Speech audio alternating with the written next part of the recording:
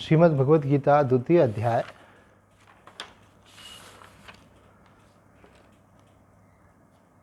कल हमने 5वें श्लोक में देखा था कि भगवान श्री कृष्ण कहते हैं कि कोई भी व्यक्ति किसी भी अवस्था में क्षण मात्र भी कर्म किए बिना नहीं रह सकता। कारण बताते हैं भगवान कि वो प्रकृति के परवश हुए सभी प्राणी, प्रकृति के जो 3 गुण हैं, सत्वगुण, रजोगुण, तमोगुण, उन गुणों के अधीन होकर के मनुष्य को कर्म करना ही पड़ता है। ऐसे अब यहाँ पे जो भगवान ने इस श्लोक में बात कही है, उस पर जब मनन किया था हमने, तो 4-5 बातें हमने देखी थी। उसमें एक बात ये देखी थी कि एक प्रश्न उत्पन्न होता है भाई कि प्रकृति के परवश तो अज्ञानी हैं, ज्ञानी तो नहीं है। जिसे ब्रह्म ज्ञान हो गया है वो तो मन के परे चला गया है। वो तो प्रकृति, तो मन, शरीर, इंद्रियों तक है और स्वरूप जो है प्रकृति से परे है। तो ज्ञानी की स्थिति तो स्वरूप में है, वह आत्म स्वरूप, ब्रह्म स्वरूप में है। तो जब भगवान कहते हैं कोई भी व्यक्ति, तो वो ज्ञानी पर लागू होता है कि नहीं?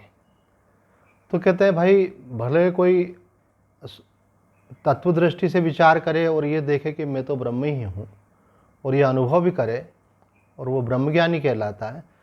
लेकिन शरीर और इंद्रियां और मन तो प्रकृति के अंतर्गत ही हैं, तो वो तो अपना काम करेंगे ही।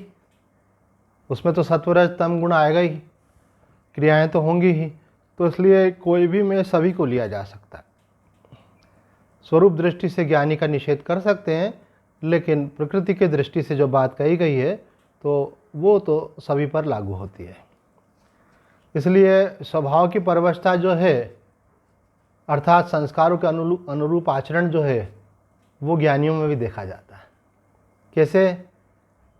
तो किसी को भगवान की भक्ति करते करते ज्ञान हुआ है, किसी को सेवा करते करते ज्ञान हुआ है, किसी ने खूब तत्व चिंतन किया और उनको ज्ञान हुआ है। तो एक बार हमारा ये प्रश्न परम पूजनीय परम आदरणीय वामदेव जी महाराज से हुआ कि महाराज जी, जिसको तत्व ज्ञान हो गया और जिसके लिए सब कुछ भगवान है, फिर वो तो भगवान का भजन नहीं करेगा, फिर वो तो पूजा पाठ नहीं करेगा, फिर वो तो देव दर्शन करने नहीं जाएगा। तो हम देखते हैं कि शंकराचार्य जी आते हैं कभी हमारे उज्जैन में, तो वो भी महाकाल दर्शन करने जाते हैं। तो उनके लिए तो महाकाल सर्वत्र है, फिर वो एक स्थान विशेष पर दर्शन करने क्यों जाते हैं? तो महाराज जी ने कहा कि तत्व ज्ञान का इससे संबंध नहीं है। तत्व ज्ञान से उन्हें सर्वत्र परमात्मा का दर्शन होता है, वासुदेव सर्वम। लेकिन जिसके अंतःकरण में जो संस्कार होते हैं, उस संस्कारों के अनुसार आचरण होता है। इसलिए किसी को ब्रह्म ज्ञान हो जाए तो ऐसा मतलब नहीं है कि वो समाधि लगा के बैठ जाएगा। अगर वो पहले से ही सेवा करते हैं तो वो सेवा करेंगे, और हो सकता है उनकी गौ सेवा में प्रवृत्ति है तो गौ सेवा खूब बड़ी गौशाला खोल देंगे। जैसे हमारे राजेंद्र दास जी महाराज हमेशा गौ सेवा की चर्चा करते हैं, उसमें लगे रहते हैं। वो भी परमात्मा के परम भक्त हैं, समर्पित भक्त हैं।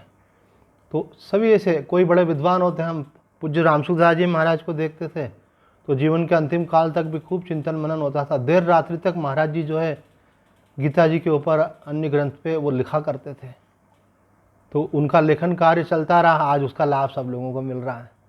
कोई लिखता है, कोई बोलता है ना, कोई सेवा करता है, तो जिसका जैसा संस्कार होता है। पर ये सब कुछ करते हुए भी वो अकर्ता रहते हैं। लेकिन प्रकृति जिसकी होती है उसके अनुसार व्यवहार होता है ना। जैसे हमको सत्संग में आनंद आता है, सुनने में भी आनंद आता है, सुनाने में भी आनंद आता है, चर्चा करे तो भी आनंद आता है। हमारा अपना संस्कार हमको मालूम पड़ गया है कि हमारा एनर्जी का डोज क्या है, सत्संग। आज भी उज्जैन में एक महात्मा पधारे हुए हैं, उनकी आयु लगभग 140 वर्ष की है। सिद्ध महात्मा है, बद्रीनाथ के ऊपर नारायण पर्वत पर विराजते थे। उनको हम बर्फानी बाबा जी बोलते हैं। तो हमारे मित्र विभाज जी ने बताया, हमने कहा बिल्कुल ज़रूर दर्शन करने चलेंगे। तो संतों का दर्शन करना, संतों से सत्संग करना, अथवा आप लोगों के साथ बैठ के सत्संग चर्चा करना, ये हमारी कमजोरी है। मतलब ये हमारी ऐसी नस है, उस पर हाथ रख कर के हमको कोई अपना बना सकता है। एक बार वृंदावन वाले स्वामी सत्यानंद जी महाराज से चर्चा हुई, तो उन्होंने कहा कृष्ण हमारी कमजोरी है। बोले एक पुस्तक कोई हमारे पास लेकर आया है, तो उन्होंने कहा, पहले कोई लेकर आया था, उन्होंने कहा कि ओशो ने कुछ कहा है उसके ऊपर ये पुस्तक बनी है, मैं आपको देना चाहता था। उन्होंने कहा नहीं, पर्याप्त है, हमको अभी कोई आवश्यकता नहीं है। फिर एक अन्य प्रसंग में किसी ने आकर कहा कि कृष्ण मेरी दृष्टि में है, ऐसी एक पुस्तक है। तो जब उन्होंने कहा कृष्ण मेरी दृष्टि में है, तो कृष्ण हमारी कमजोरी है। तो हमने बोला दीजिए भाई, इन किस दृष्टि से बताना चाहते हैं कृष्ण के बारे में। तो ये रहता है, अपना अपना संस्कार रहता है, वो संस्कार भी धीरे धीरे बनता है। हमारे एक शिक्षक थे, हमको याद आता है जब हम 11वीं कक्षा में पढ़ते थे, तो एक बीपी तिवारी नाम के हमारे शिक्षक थे। तो वो एक बात बोला करते थे, वो बात हमने उनके ही मुझसे सुनी थी। वो कहते थे repetition of action makes the habit and repetition of habit makes the nature. अगर कोई कर्म आप करते रहेंगे, कभी मन लग रहा है कभी नहीं लग रहा, लेकिन आप करते रहेंगे तो धीरे धीरे क्या हो जाएगा, वो आपकी आदत हो जाएगी, है ना। अब किसी को अल्पायु में कोई देखता रहे सत्संग में जा रहे हैं, अब सत्संग में जा रहे हैं, सत्संग में बैठ रहे हैं, सत्संग सुन रहे हैं, अब वो सुनने लगे, अब वो सुनते गए। अब ऐसा हो जाएगा कि उनको सत्संग सुनने का आदत हो जाएगी, उसके बिना उनको मज़ा नहीं आएगा।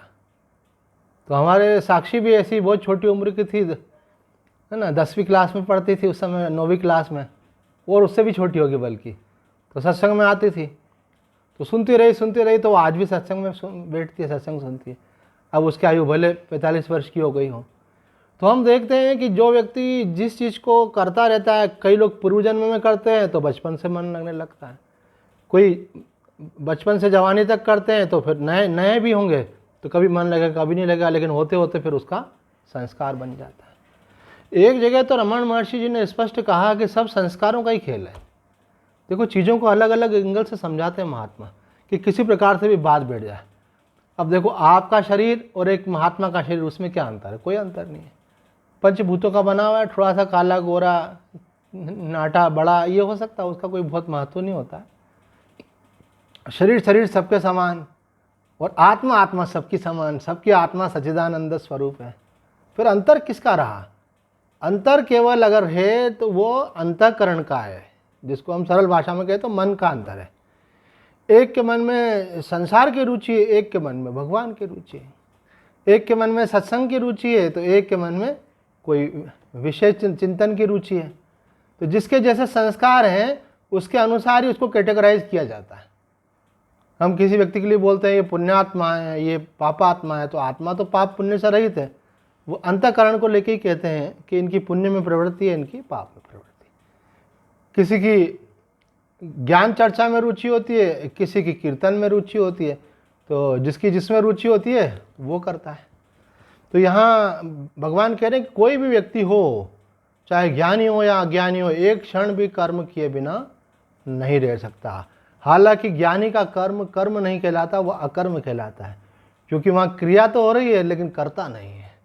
इसी प्रकार से भक्त का कर्म कर्म नहीं कहलाता, अकर्म कहलाता है। क्यों?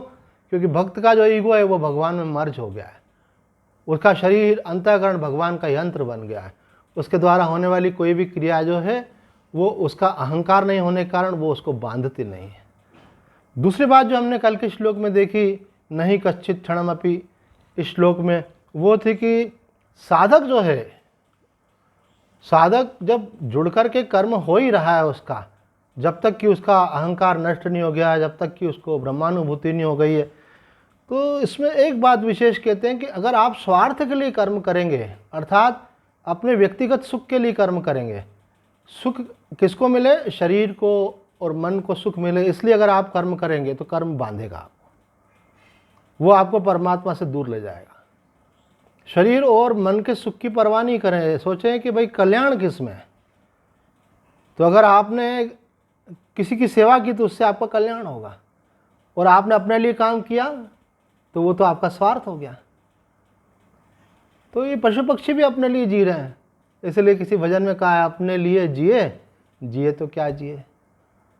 बोले अपना पेट, तो बोले पशु भी भर लेते हैं और पक्षी भी भर लेते हैं। और आप बड़े दिमाग वाले थे, लेकिन दिमाग लग गया आपका पेट भरने में, पूरी अकल लगाई नोट इकट्ठे करने में और पेट भरने में, और मालूम पड़ा जीवन हाथ से खसक गया।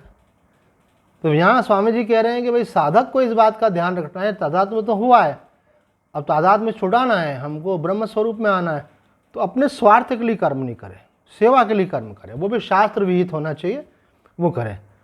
और निषिद्ध कर्म तो साधक करता ही नहीं, क्योंकि उसका लक्ष्य परमात्मा है। निषिद्ध कर्म का मतलब होता है निंदित कर्म, शास्त्र विरुद्ध कर्म, अनैतिक कर्म। वो बोला नहीं, ये अगर करूँगा तो फिर परमात्मा मिलने के बारे में तो मुझे सोचना ही बंद करना पड़ेगा, क्योंकि अपोजिट डायरेक्शन है। एक तरफ परमात्मा की तरफ जा रहे हैं और एक आप अधोपतन की तरफ जा रहे हैं। तो अगर पाप कर्म करते हैं, अगर किसी को धोखा देते हैं, किसी का बेईमानी करते हैं, चालाकी करते हैं, किसी का धन हरण करते हैं, है ना, किसी का अधिकार छीन रहे हैं, आप कोई भी शास्त्र निंदित कर्म कर रहे हैं, तो इसका मतलब है आप अभी लक्ष्य दृढ़ नहीं हुआ आपका, इसलिए पाप से मुक्ति नहीं पा रहे हैं। कई लोग ऐसा देखते हैं कि सारे चैनल एक साथ खुले हुए रहते हैं। अब बताओ, कभी ये चैनल की आवाज़ आ रही है, कभी उसकी आ रही है, तो क्या होगा, खिचड़ी हो जाता है। एक तरफ तो सत्संग में भी जाएंगे और दूसरी तरफ से 2 नंबर का भी काम करेंगे, और कभी कभी तो 2 नंबर का काम करना है इसलिए भी सत्संग में जाते हैं, क्योंकि वहाँ से जाके स्टैंपिंग लगवा लेते हैं कि हम सत्संगी हैं। दुकान पे अपने गुरु का नाम लिखवा देते कई लोग, मैं संप्रदाय का नाम नहीं ले रहा हूँ, अमुक किराना स्टोर, अमुक मेडिकल स्टोर, गुरु का नाम आगे लगा हुआ है। अब लोग बोलेंगे अरे भाई ये इतने बड़े गुरु के शिष्य हैं, तो बड़े भगत आदमी, चलो इनके यहाँ से लो, लेकिन मालूम पड़ेगा वो चीटिंग कर रहे हैं आपके साथ में। अब कल की बात है, मुझे डॉक्टर साहब ने कोई दवाई लिख के दी थी, तो मैंने हमारे यहाँ कर्मचारी उनको भेजा था लेके आओ, वो मैंने पूरा 1 महीना ली भी दवा। हुआ मेरा भी ध्यान नहीं गया, अब मेरा ध्यान थोड़ा व्यवहार की तरफ कम ही जाता है।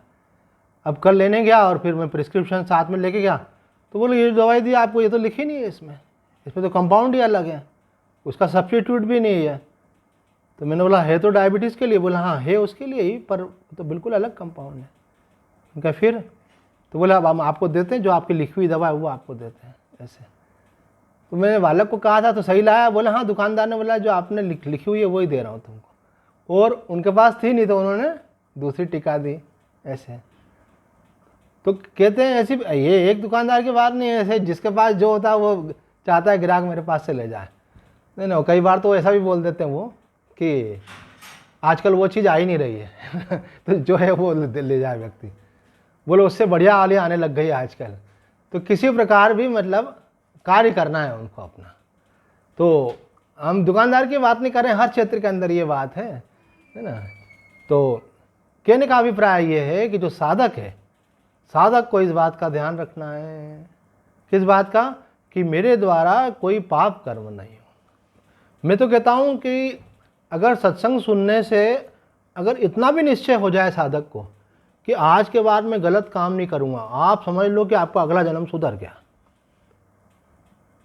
एक व्यक्ति कहने लगा रोज़ मैं सो के उठता हूँ तो मुझे ऐसा अतृप्ति का बोध होता है, लगता है कि ज़िंदगी में मज़ा नहीं आ रहा है, ऐसा डिससेटिस्फेक्शन जैसा फील होता है। फिर मैं बोलता हूँ कि अच्छा बढ़िया वाली चाय पीते हैं चलो, फिर मैं कुछ म्यूज़िक चला देता हूँ, तब जाकर के मेरा चैनल नॉर्मल हो पाता। उठते से मुझे ऐसा क्यों लगता। मैंने कहा अरे भाई बहुत बुद्धिमान हो तुम, कम से कम तुम्हारा ध्यान तो गया, भगवान की कृपा है तुम्हारे ऊपर। कई लोगों को तो मालूम ही नहीं है कि कैसा सुमड़ा मुँह बना के उठते हैं और कैसा उनकी मनोदशा होती है। तुम तो कम से कम इतना समझ तो पा रहे हो कि तुम्हारी मनोदशा अच्छी नहीं होती। कई लोगों की अच्छी नहीं रहती है, उनको मालूम भी नहीं रहता अच्छी नहीं रहती है, दूसरे देखते रहते हैं केवल किसकी अच्छी नहीं है। मैंने कहा तुमको इतनी सजगता है, ये भी कृपा है भगवान की। तो बोला अब आप लोगों के दर्शन होते हैं तो इसको कृपा ही समझना चाहिए। हाँ, मैंने कहा ये तो बात सही है, बिना हरी कृपा मिले नहीं संता। अब मैंने कहा कि अब आप एक बात सुनो मेरी, कि दिन भर में कई बार आपको इस बात की ग्लानि होती होगी कि मैं जो कर रहा हूँ वो सही नहीं कर रहा हूँ, और उसको आप इग्नोर करते हैं, वो सब कॉन्शियस में स्टोर रहती है, और सब कॉन्शियस डोमिनेट हो जाता है स्वप्न अवस्था में। जब आपका चेतन मन सो जाता है तो अवचेतन मन काम करता है, इसीलिए जब आप उठते हो तो आपकी मनोदशा ऐसी रहती है। तो मैंने कहा ये इसका इलाज एक दिन में हो सकता है, भगवान ने गीता में बताया इसका उपाय, आप देखना कल से ही परिवर्तन हो जाएगा। मैंने कहा हाँ, ये डोज ऐसा नहीं है कि आपको 1 महीना लेना पड़ेगा, ये 1 डे, पर काम पक्का होना चाहिए। बोले बताइए स्वामी जी, अगर ऐसा हो सकता हो उठते से मन को अच्छा लगे, शांति महसूस हो, इससे अच्छा और क्या हो सकता है। मैंने कहा इतनी शांति आ जाएगी कि चेहरा भी आपका अच्छा हो जाएगा, आप कांच में देखोगे तो अपने आप को देख के आपको अच्छा लगेगा। कई लोग बोलते हैं मुझे अपना ही चेहरा अच्छा नहीं लगता, वो एक्सप्रेशन ऐसे हो गए उनके। तो हमने जब कहा तो बोले स्वामी जी आप तो चीज़ों को हाईलाइट कर रहे हैं, आप बताइए तो सही। मैंने कहा नहीं बताने से फिर चीज़ें क्या है, बताई और आपने ध्यान नहीं दिया और फिर आई और गई हो गई। फिर दूसरी बार वो दवाई कोई बताएगा भी तो आप बोलेंगे हाँ मालूम है। मैंने कहा पहले आपका माइंड प्रिपेयर करेंगे कि आप उस बात के लिए तैयार हो। मैंने कहा एक नियम दिलवा रहे हैं आपको, वो नियम आप ले लो, फिर आप देखो आपका चेहरा बदल जाएगा। आप बुरा मत माना, हम व्यक्ति को देख के मालूम कर लेते हैं कि उसके मन में क्या है। ये चेहरा बताता है आदमी का। ये मैं अपने लिए नहीं बोल रहा हूँ, कोई भी साधक कोई संत वो चेहरा देख के समझ जाता है इसकी मनोदशा क्या है। ऐसे सात्विक व्यक्ति को देख के मालूम पड़ जाता है, राजसिक व्यक्ति को देख के मालूम। ये सब जो face is the index of heart.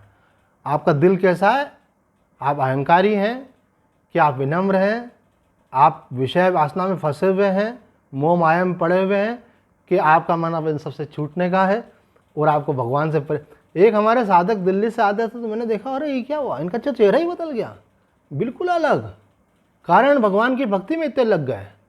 मैंने बोला इनका तो चेहरा बिल्कुल लग रहा है स्पष्ट कि ये वैष्णव भक्त हो गए और ऐसी विनम्रता, दंडवत प्रणाम करें ऐसा। मैंने कहा ये क्या पूर्व जन्म का कोई संस्कार था, जागृत हो गया।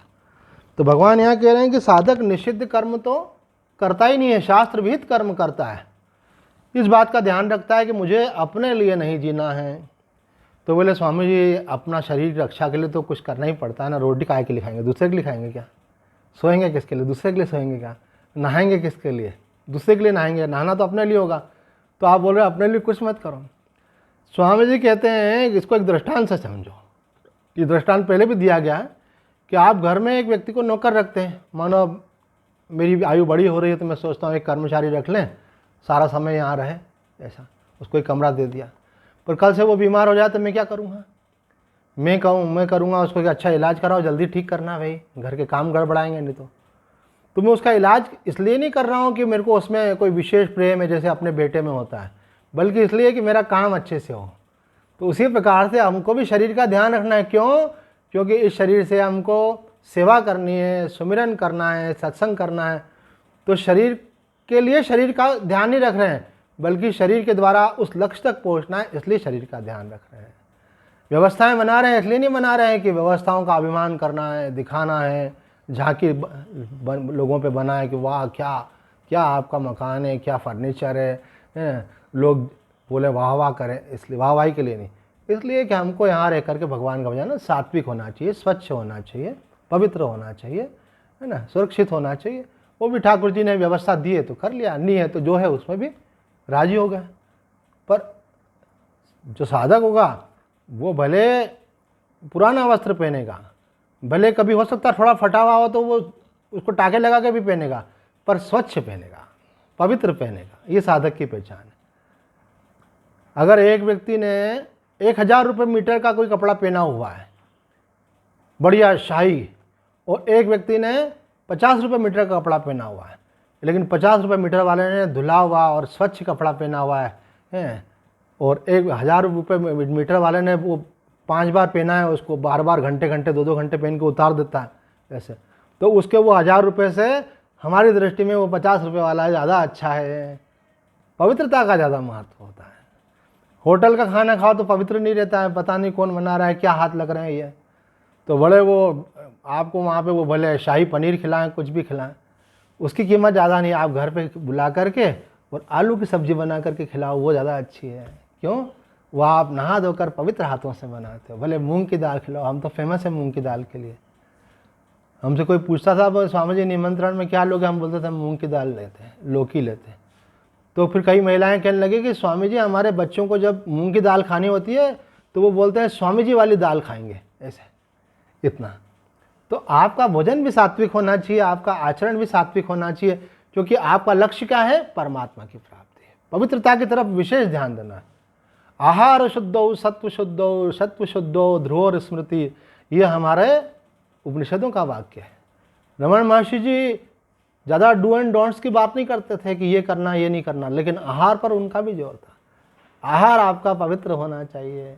आज कोई इंदौर से आ रहे हैं तो बोले हम आपकी पसंद की चीज़ वहाँ से बना करके ला रहे हैं।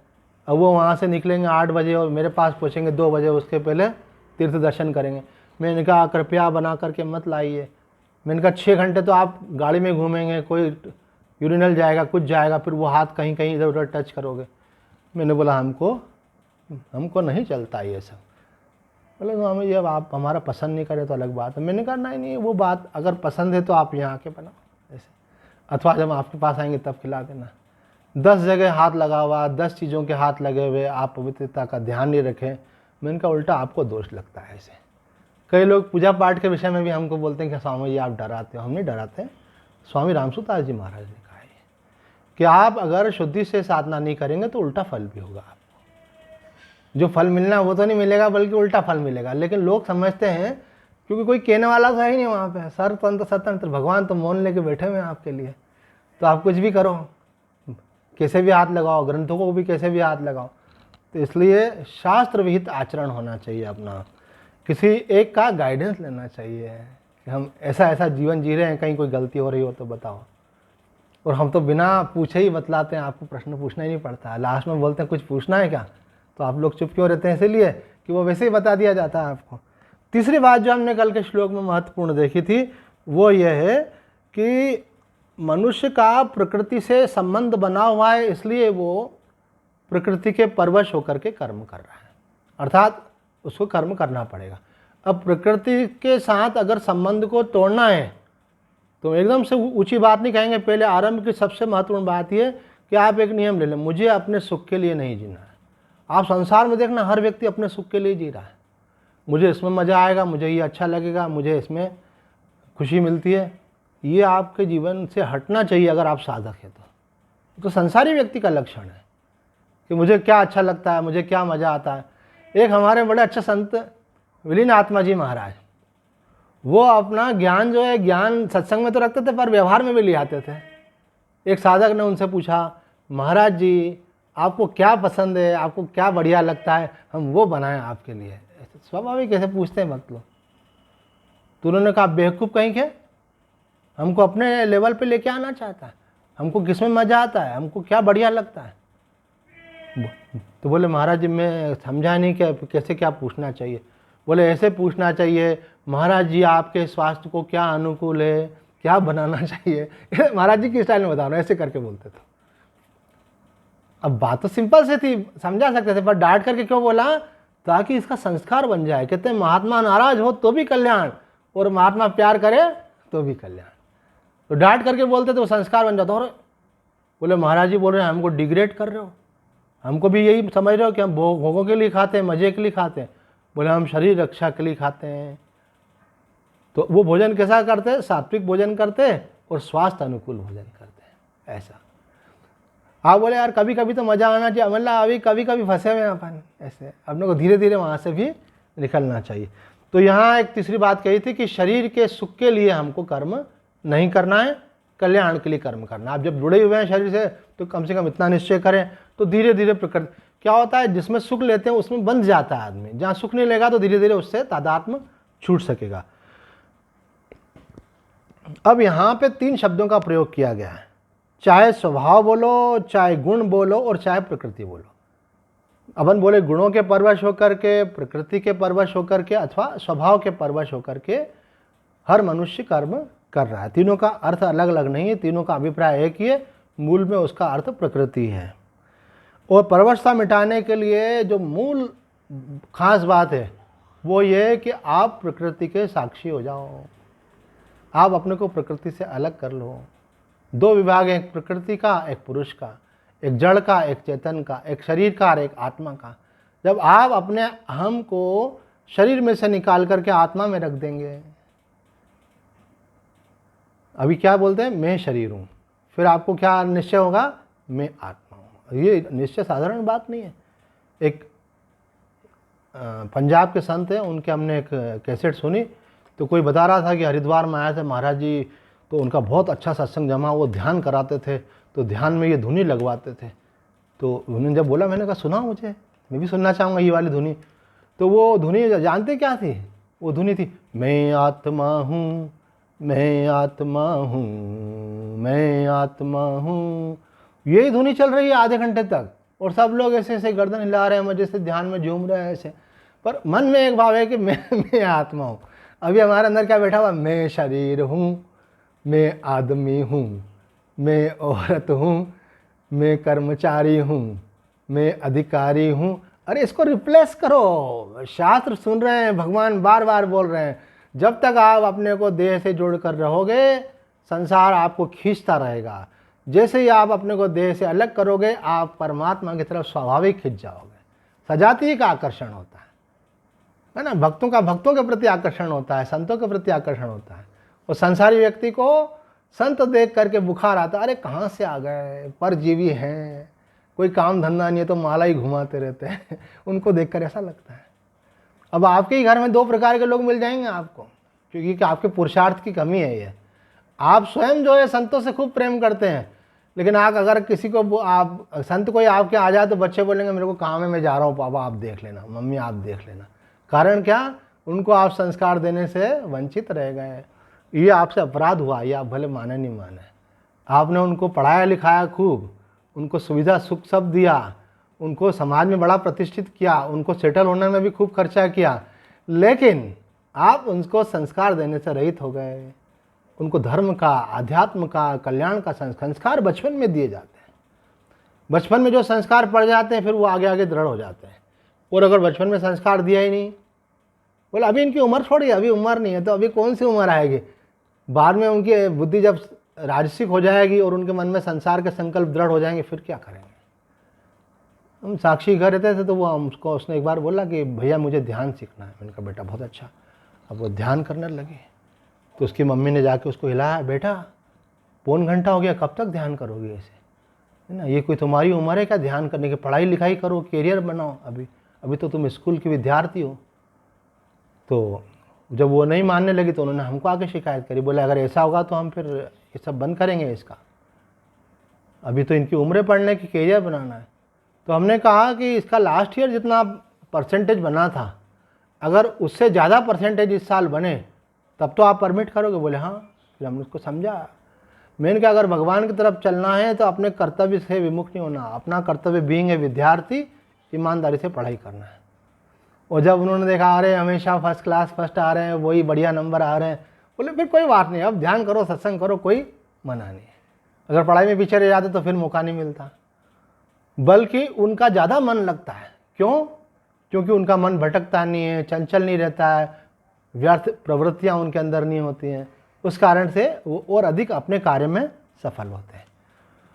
आइए अगले श्लोक में आज प्रवेश करते हैं। भगवान कहते हैं यहाँ पे, कर्मेंद्रियाणि संयम्य य आस्ते मनसा स्मरन् इंद्रियार्थान विमूढ़ात्मा मिथ्याचारः स उच्यते। जो मूढ़ बुद्धि मनुष्य समस्त इंद्रियों को हठपूर्वक ऊपर से रोककर मन से उन इंद्रियों के विषयों का चिंतन करता है वह मिथ्याचारी अर्थात दंभी कहा जाता है। बोले आपने लोगों को दिखाने के लिए बाहर से तो रोक लिया कि लोग आपको भगत समझें, लोग आपको साधक समझें, इसलिए बाहर से तो आपने संसार के संबंधों का, व्यवहार का, सबका त्याग कर दिया, लेकिन मन में आपके वो सब वासनाएं हैं। तो यहाँ जयदयाल गोयनका जी से एक किसी ने प्रश्न पूछा कि स्वामी जी साधक की भी तो यही स्थिति होती है। साधक जो है ध्यान करने बैठता है, भगवान का जप करने बैठता है, तो वो मन लगाता है भगवान में, लेकिन उसको संसार के विषय याद आते हैं, संसार के सुख याद आते हैं, तो बार बार वहाँ से हटाता लगाता है यहाँ, पर मन तो वहाँ जा रहा है उसका, तो मन संसार छूटा तो है ही नहीं उसका।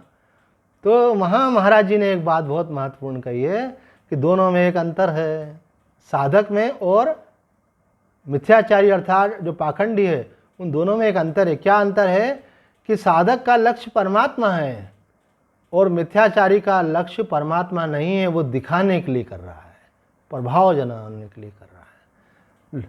लोगों को ये लगे कि मैं भगत हूँ इसलिए कर रहा है, उसको भक्ति लक्ष्य नहीं है, परमात्मा लक्ष्य नहीं है।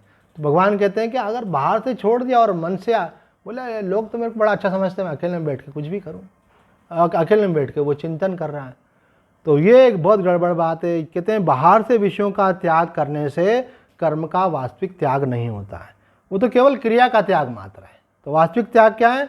बोले जब तक अहमता ममता कामना के कारण राग पूर्वक आसक्ति पूर्वक विषयों का चिंतन आपका नहीं छूटा है, तब तक उसको त्याग नहीं समझना चाहिए, क्योंकि मानसिक रूप से तो वो चल ही रहा है। ये बात है। बाहर से तो क्या है, कई कई बार त्याग इसलिए भी होता है कि लोग क्या कहेंगे, किसी लिहाज में आके नहीं करता है। कई बार ऐसा होता है कि अगर हम ऐसा व्यवहार करेंगे तो हमारा व्यवहार बिगड़ जाएगा, हमारी निंदा हो जाएगी, अपयश हो जाएगा, इसलिए नहीं करते। लेकिन अगर मन में वो सब चल रहा है तो बोले वो छूटा नहीं है आपका। वो छूटा तब कहलाएगा कि जब आप मन से छोड़ेंगे। कई लोग बोलते हैं भाई ठीक है, मन से जब छूटेगा छूटेगा, बाहर से तो छोड़ो। तो यहाँ पे स्वामी जी ने एक बात कही है कि बाहर से छोड़ना अगर अंतर से छोड़ने का साधन है तब तो ठीक है, लेकिन अगर आपने एक दो चैनल बना लिए ऐसे कि बाहर से तो छोड़ दिया और अंदर से छोड़ने का इरादा ही नहीं है आपका, अंदर से आप वही सब चिंतन कर रहे हैं, तो उन्होंने कहा कि ये और अधिक खतरनाक है, क्योंकि बाहर सुख की अवेलेबिलिटी में थोड़ी बाधा होती है। सपोज मैं जलेबी खाना चाहता हूँ, तो जलेबी खाने के लिए मुझे बनवाना पड़ेगी अथवा कहीं होटल से जा कर के लाना पड़ेगी, तो उसके लिए इतना टाइम लगेगा, श्रम लगेगा, मतलब समय भी चाहिए, पैसा भी चाहिए, उपलब्धि भी चाहिए उस चीज़ की। और मैं मन ही मन जलेबी खाना चाहता हूँ, अब उसमें कोई बाधा ही नहीं, आँख बंद करी, वो कल्पना करी और सबसे बढ़िया घी वाली जलेबी खाना शुरू कर दी, है ना। तो उसमें क्या हुआ, ये जलेबी एक दृष्टांत है, किसी भी विषय के लिए एक दृष्टांत दिया जाता है। तो अभी क्या है कि मैं रोज़ जलेबी खाने लग जाऊँ बैठ करके ऐसे, तो संस्कार इतना गहरा हो जाएगा कि बार बार उसकी याद आने लग जाएगी। तो स्वामी जी कहते हैं कि मानसिक विषय चिंतन और उनका जो भोग है उसमें ज़्यादा सुविधा है व्यक्ति को, उस सुविधा के कारण वो उसके लिए और अधिक खतरनाक है, क्योंकि वो इजीली अवेलेबल हो गया आपको। आंख बंद करी और कल्पना शुरू। कुछ लोग बोलते हैं मानसिक करने में क्या हुआ, शारीरिक तो नहीं कर रहे, बोला नहीं, निश्चित रूप से बाधक है, वो भी और ज़्यादा बाधक है, क्योंकि फिर आदत पड़ जाती है आदमी की। ऐसे एक जगह तो एक महात्मा जी ने बड़ा विचित्र दृष्टांत दिया, क्योंकि सभी लोग एक सरीके नहीं होते ना, तो कई लोग तो जो है संस्कृति को, परंपरा को, संस्कारों को मानते नहीं है, पर फिर भी उनको सुनने वालों की भी संख्या होती है। तो उन्होंने दृष्टांत दिया कि अगर आपके मन में कुछ डिज़ायर सप्रेस्ड रह गई, कोई इच्छा आपकी बाकी रह गई, तो बोले अब आपको इस बात का दुख होता है, काश हमने भी ये वाले मज़े लिए होते तो कितना अच्छा रहता। तो बोले अभी रोते रोते मत मरो, बोले इससे मुक्त हो। बोले कैसे मुक्त हो? बोले भोग लो इसको। बोले कैसे भोग लें, अब तो शरीर समर्थ नहीं है, साधन नहीं है हमारे पास। बोले अरे एक ध्यान करो, उस ध्यान का नाम है भोग ध्यान। एग्जैक्टली ये वर्ड बोले हैं उन्होंने, मैं नाम नहीं ले सकता, किसी की निंदा होती है। तो बोले आप भोग ध्यान करो, रोज़ ऐसा बैठ जाओ आंख बंद करके, और जो चीज़ आप पूरी नहीं कर पाओ और सोचो कि आप वो सब सुख ले रहे हो और बहुत मज़ा आ रहा, हा, तो आपको एक सुख का अनुभव होगा, और आपके मन से जो ये अंदर बैठा हुआ है ना कि मैं इससे वंचित रहेगा, वो ख़त्म हो जाएगा आपका। ऐसे आत्मानंद जी महाराज ने कहा कि नहीं, हमारा भारतीय मनोविज्ञान इस बात की परमिशन नहीं देता है।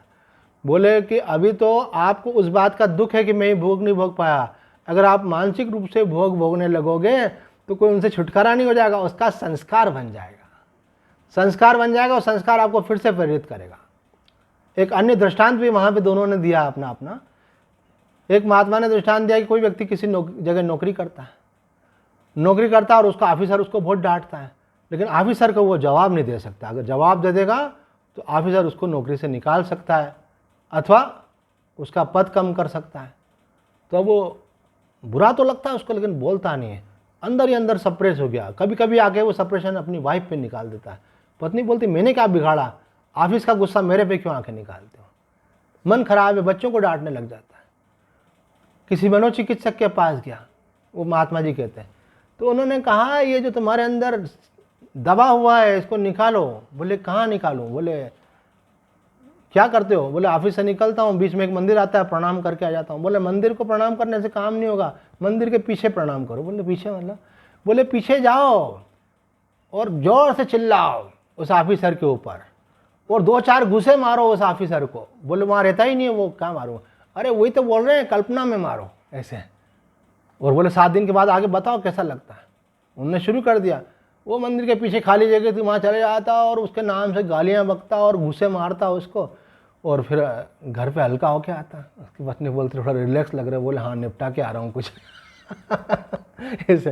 तो उन्होंने ऐसा बता दिया। तो रामकृष्ण मिशन वाले आत्मानंद जी बोलते हैं ये जिसको कैथार्सिस बोलते हैं, रेचन बोलते हैं, इसको भारतीय मनोविज्ञान में एक्सेप्ट नहीं किया। वो कहते हैं कि आप उस समय जो रेचन करने के समय जो चिल्ला रहे हो, आप जो गालियां दे रहे हो, आपको लग रहा है कि आपका क्रोध हल्का हो गया, हल्का तो हो गया, लेकिन वो चिल्लाने का और गाली देने का संस्कार तो बन गया ना, वो उसको क्या करोगे। तो इसलिए ये उपाय नहीं है। उपाय हमारे यहाँ अलग प्रकार से बताया है। वो स्वामी जी अक्सर बताते हैं, वो उपाय ये कि आप अपने अंदर जो भी कुछ है उसको साक्षी होकर के देखो, दृष्टा होकर के देखो, अपने को उससे अलग होकर के उसको देखो। भक्ति की दृष्टि से उसमें भी भगवान की कृपा का अनुभव करो, उसको पॉजिटिवली सोचो, उसका सकारात्मक इंटरप्रिटेशन आपके पास होना चाहिए। ऐसा करके आप ये सोचो, आपके अंदर उसके लिए लॉजिक्स होना चाहिए। जैसे स्वामी जी लॉजिक देते हैं, अरे भाई आपके जीवन में कोई तकलीफ आ रही है तो आपके पाप का क्षय हो रहा है, आपके अभिमान का क्षय हो रहा है, आपसे कोई भूल हो रही है तो उसको सुधारो, आपका कर्मफल कहते हैं कि न संसार में कोई किसी को सुख दे सकता है, न संसार में कोई किसी को दुख दे सकता है। मनुष्य के पूर्वकृत कर्मों के अनुसार ही कोई भी व्यक्ति निमित्त बनता है सुख दुख देने में। तो आप समझो ये निमित्त है, मेरा कर्म कट रहा है भाई। तो आपको जब आप अपने पे ले लोगे तो आपकी तकलीफ कम हो जाएगी। अभी आप उस पे लेते हो, दूसरे में दोष देखते हो। जब आप सोचते हो भाई मेरे पाप कट रहे हैं तो सचमुच में पाप कटते हैं। जब आप ये देखते हो कि मैं साधक हूं और मुझे समर्पण भाव में रहना है, फिर से जोड़ना पड़ेगा।